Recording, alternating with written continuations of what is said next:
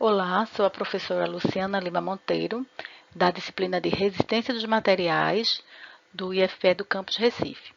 Na aula de hoje, nós vamos estudar sobre o comportamento da tensão-deformação dos materiais dúcteis e frágeis e a lei de Hooke. Os materiais eles podem ser classificados como dúcteis ou frágeis, dependendo de suas características de tensão-deformação. Então, os materiais dúcteis. Como classificar o material dúctil? Pode ser qualquer material que possa ser submetido a grandes deformações antes de sofrer ruptura.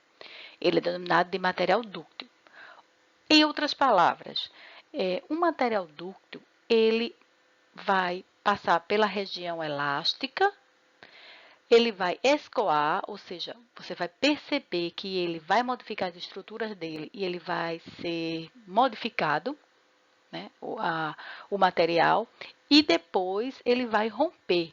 Então, na verdade, ele avisa que vai falhar, é um material que avisa. Então, quando o material, por exemplo, um aço doce, um latão, um molibdênio ou um zinco, que é considerado material dúctil, ele está passando na região, de acordo com o diagrama tensão-deformação, na região elástica e no escoamento.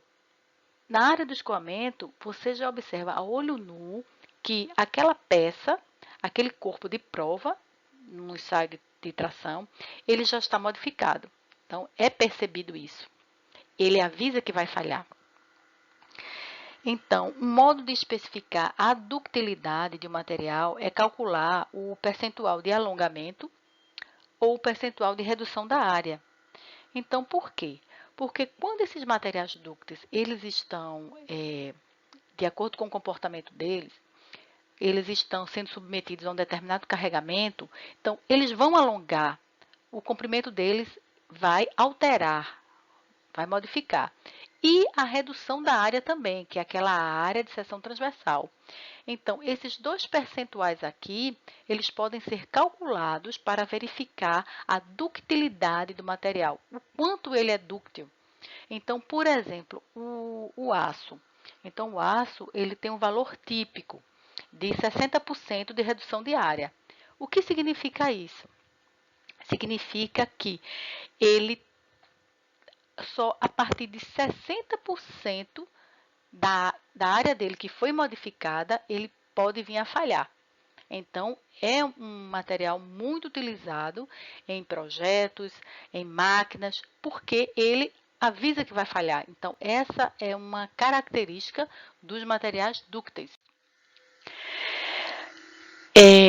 Mas vamos verificar o seguinte. Temos no ensaio de tração uma curva.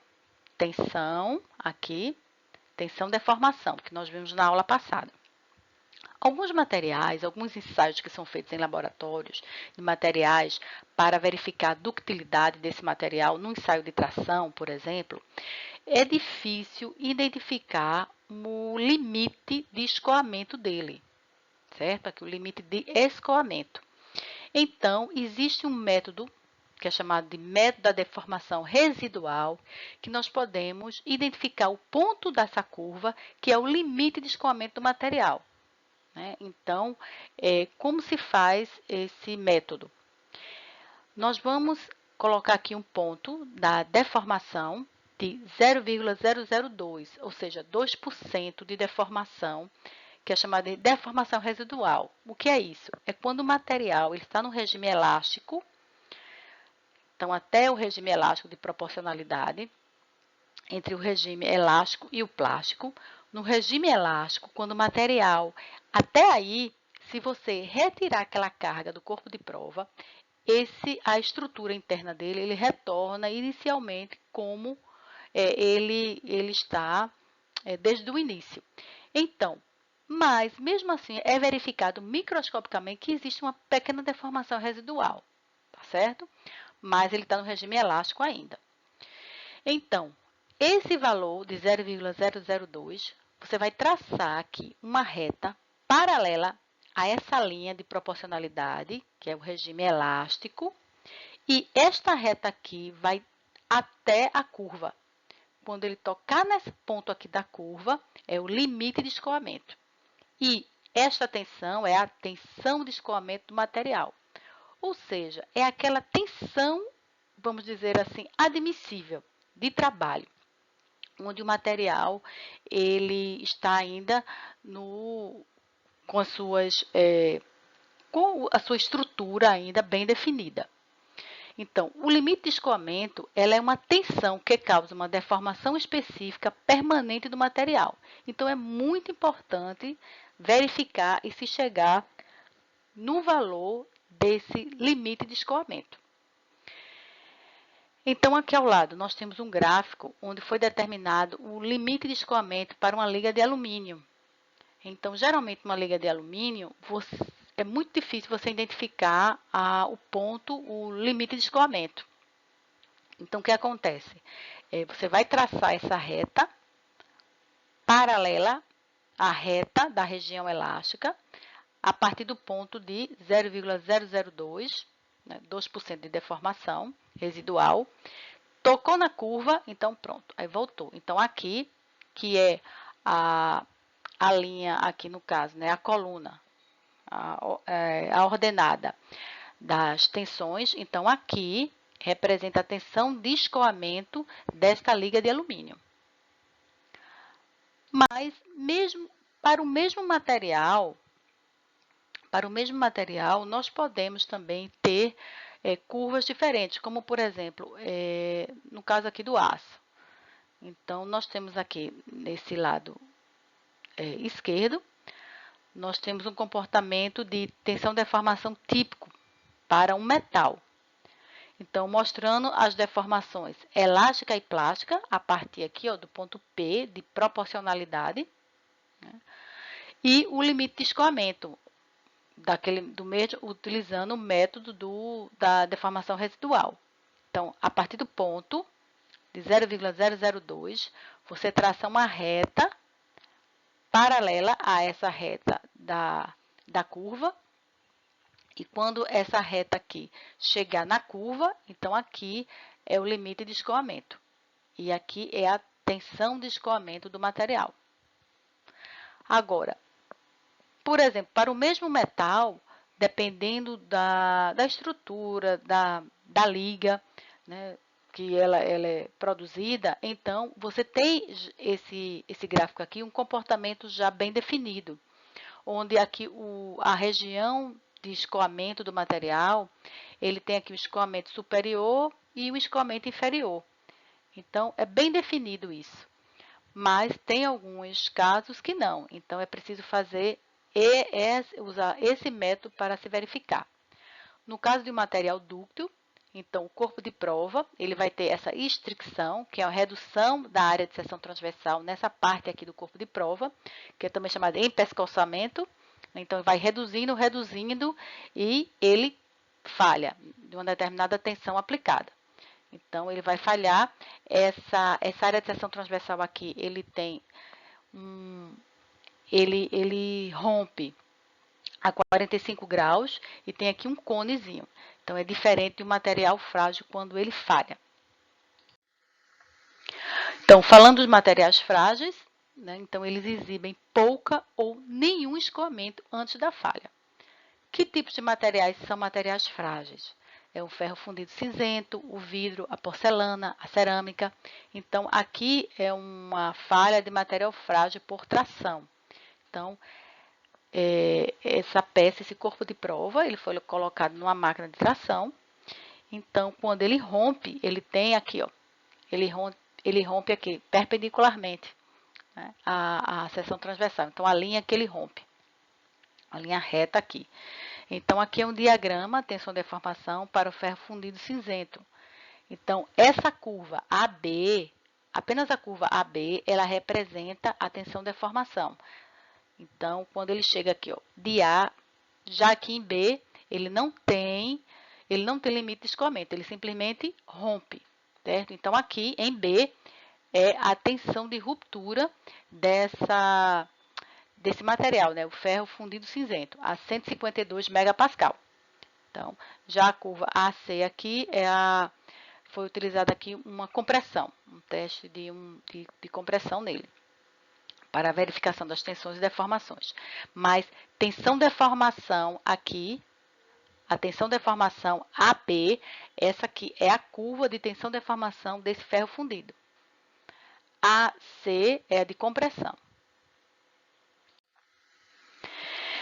Então, nós podemos verificar que existe aí, entre esse diagrama tensão-deformação, existe uma proporcionalidade, ou seja, quando a tensão aumenta, a deformação também vai aumentando em uma determinada região. Então, ela tem uma relação que nós chamamos de linear. Isso, ela é uma linha linear.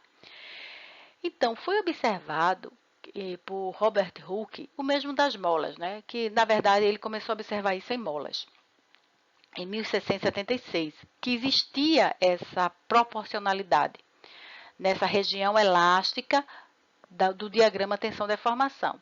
Então, ele verificou que a tensão ela é igual a E vezes a deformação. O que é esse E? É o limite de proporcionalidade entre a tensão e a deformação. Então, esse é chamado de módulo de elasticidade longitudinal, ou módulo de Young, porque Young também foi outro cientista, Thomas Young, que publicou uma explicação sobre esse módulo em 1807.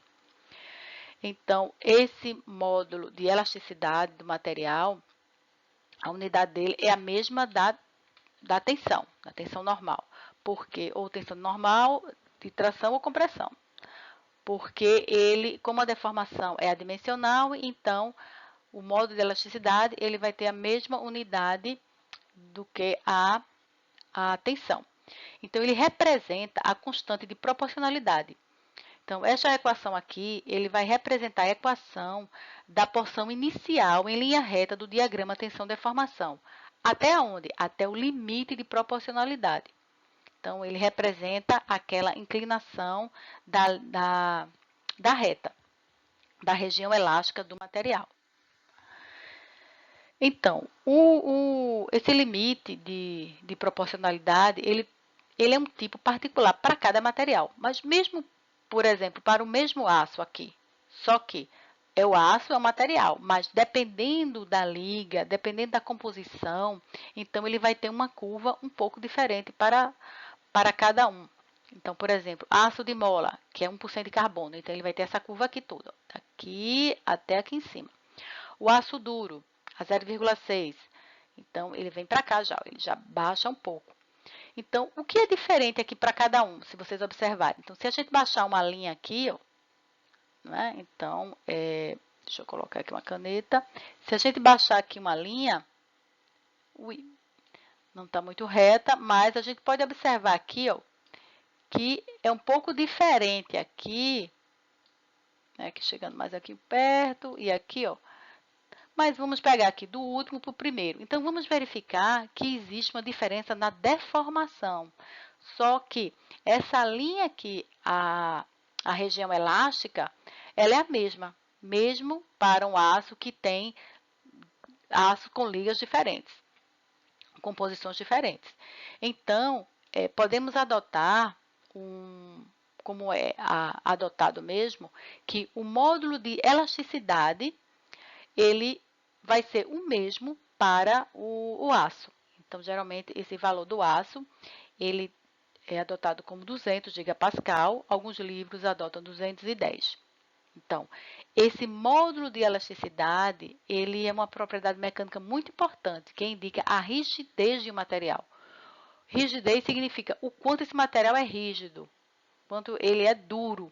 Então, o aço, ele é um material duro. Então, o módulo de elasticidade dele é 200 gigapascal. Já o alumínio, menos duro, 70 GB. O concreto, 25 GB. E a madeira, aproximadamente, né, em valores proporcionais, a 12 gigapascais. Então, onde vamos encontrar esses valores?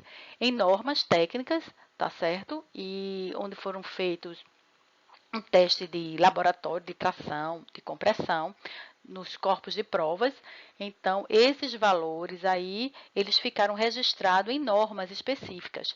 Então, podemos consultar diretamente a norma e verificar os valores desses módulos de elasticidade. Bem, vamos utilizar então, vamos fazer esse exercício utilizando aí os conceitos que nós vimos na aula de hoje. Então, nós temos uma barra, na verdade aqui duas barras, uma barra 2 aqui em cima e uma barra 1 aqui embaixo. Elas estão soldadas e essa barra aqui 2, ela está presa aqui, ó, é um apoio fixo e do outro lado está aplicada uma força de 4,5 kN. Como ela está aplicada nesse sentido aqui, então ela é uma força de tração. Ela está aplicada longitudinalmente às barras, ou também axialmente às barras. Então, essas duas palavras significam a mesma coisa. Não é? Então, o que nós precisamos calcular aqui? A tensão normal, por quê? Uma força de tração ou de compressão, no caso aqui de tração, ela vai provocar uma tensão normal. Então, tensão 1 na barra 1 e tensão 2 na barra 2.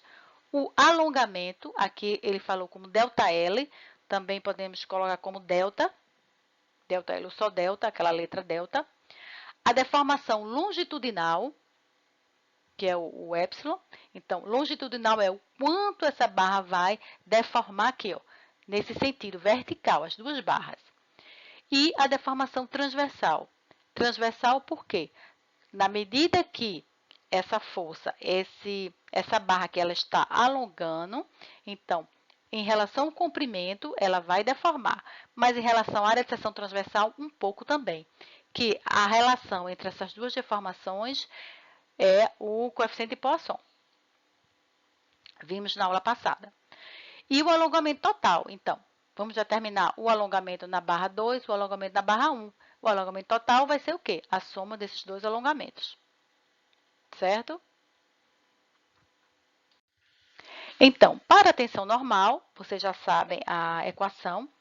Ela vai ser força sobre área, a força axialmente aplicada ao eixo, aquelas duas barras, 4,5 vezes 10 à terceira. Podemos colocar aqui como sugestão as unidades aqui, porque na hora de cortar, na hora de substituir, pode, para evitar erros, é só apenas uma sugestão. A área circular, πd2 sobre 4, o diâmetro foi dado, de 15 vezes 10 a menos 3 metros. Então, aproximadamente, nós temos 25,5 megapascal. Para a tensão na barra 2, utilizamos a mesma força. Foi desconsiderado também o peso próprio, como ele foi informado anteriormente, dividido pela área 2. Então, nós temos aqui a tensão 2 de 9,2 megapascal.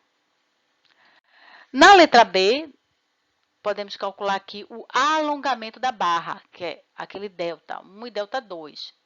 No Melcônia, ele utiliza o delta mesmo, né? Então, ele utiliza isso aqui, né? Delta L, certo? E nós utilizamos apenas o delta, tá? É a mesma coisa. Então, vamos aqui.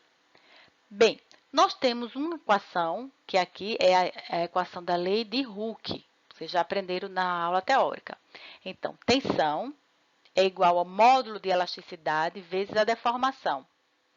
E também vocês viram na aula de deformação que a deformação específica, longitudinal, ela é igual a quê? A deformação, ao alongamento, desculpem, né? Ao alongamento sobre o quê? O comprimento da peça. Se a gente substituir, eu chamei aqui de equação 1 e aqui de equação 2.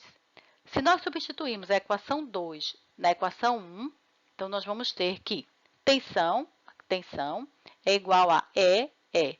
Mas quem é a deformação? É o alongamento sobre o L. Então, alongamento sobre o L.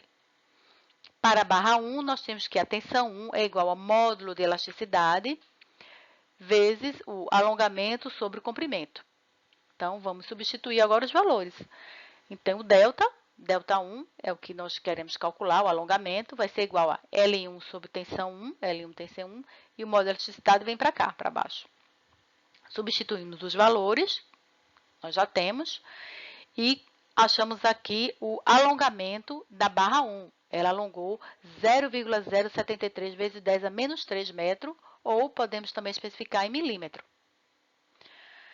Para a barra 2, o mesmo raciocínio. Então, vamos substituir o comprimento 2 da barra 2, a tensão normal na barra 2 e o mesmo modo de elasticidade, que é do mesmo material.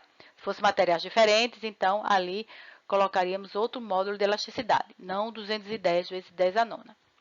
Então, aqui, esse alongamento da barra 2, ela alongou 0,039 milímetros.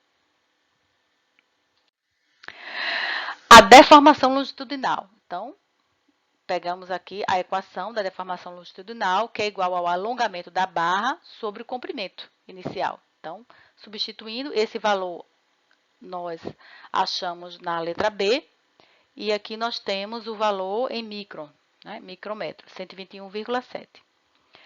Na barra 2, também do mesmo jeito, a deformação igual ao alongamento da barra 2 sobre o comprimento da barra 2. Substituímos os valores e achamos aqui o valor da deformação na barra 2. E para a deformação transversal, ou também chamada de deformação lateral dessas duas barras. Então, vamos aqui para a equação do coeficiente de Poisson. Coeficiente de Poisson igual a negativo aqui da deformação transversal sobre a deformação longitudinal. Da barra 1, então, só substituir os valores. Deformação transversal vai ser igual a menos ε1, calculamos na letra C, vezes o coeficiente de Poisson que foi dado. Então, achamos a deformação transversal da barra 1. Na barra 2, do mesmo jeito.